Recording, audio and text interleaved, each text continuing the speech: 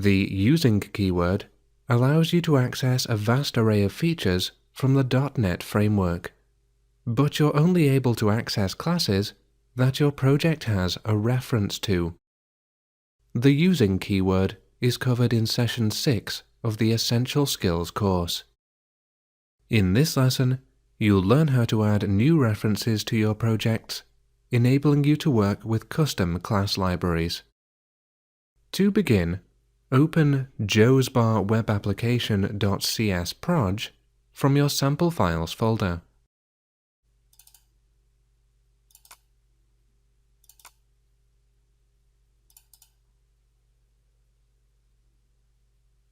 There's a common glitch in Visual Studio that can prevent it from opening a csproj file the first time you try.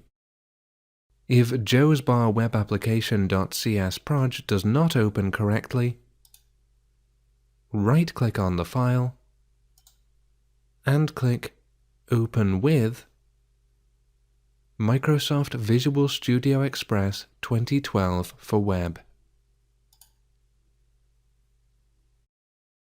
The project opens successfully and should open normally from now on. You may have noticed that the joesbar site needs to be able to send email messages.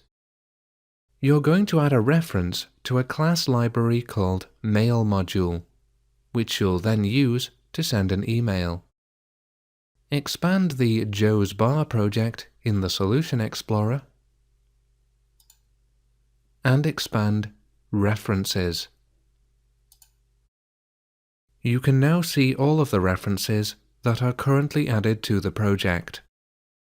These are all parts of the .NET framework, but this isn't a complete list of the class libraries that the .NET framework has to offer.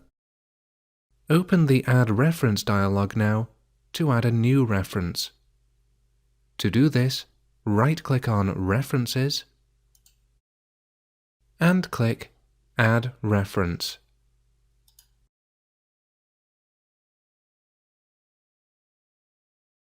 Now, if it isn't selected already, expand Assemblies and click Framework. You can now see a list showing all of the class libraries within the .NET framework. It's possible to add a reference to any of these libraries by simply ticking the boxes next to them.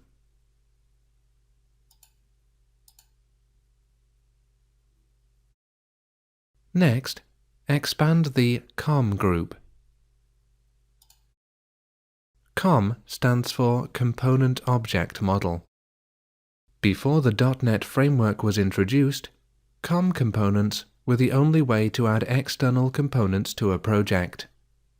This often caused problems because the COM components had to be installed on every machine that ran the software. The .NET framework has mostly replaced COM components, and it is unusual to need one. But there may be obscure features that are still only available as COM components. You can access these here, but it isn't likely that you'll ever need to.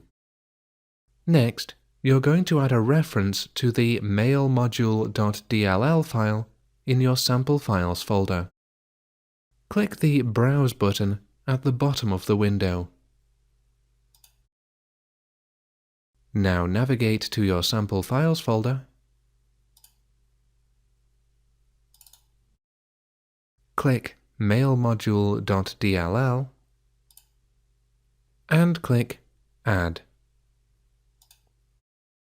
Mailmodule.dll is a very simple class library that I've created and only contains one method.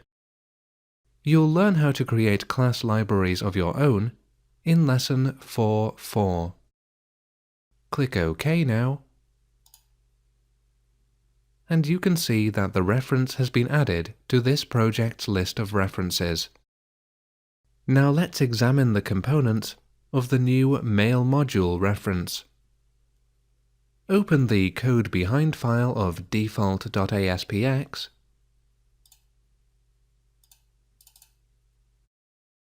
and add the following code to the end of the button Sign Up Email Click Event Handler. mailmodule.mailmodule.sendEmail begin brackets. The IntelliSense menu appears, displaying the arguments of the sendEmail method from the Mailmodule class library. You're going to revisit the Mailmodule class library later. For the moment, remove the code that you've added. ASP.NET applications can be extended by downloading additional DLL files from the Internet.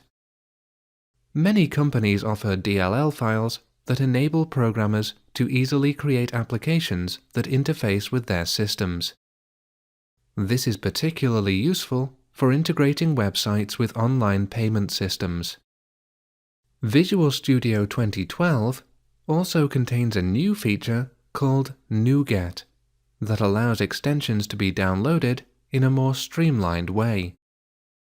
You'll learn about NuGet in Lesson 1:16. It is possible to attach DLL files to C# applications, even if they were written in a different programming language. DLL files that were created using Visual Basic should work without any problems. But some issues can arise if you attach a DLL file that was written in a different language, such as C++. DLL files from different programming languages may prevent your project from compiling if they contain unsafe code. You'll learn about unsafe code in Lesson 1:5. Close Visual Studio now, saving your changes if prompted.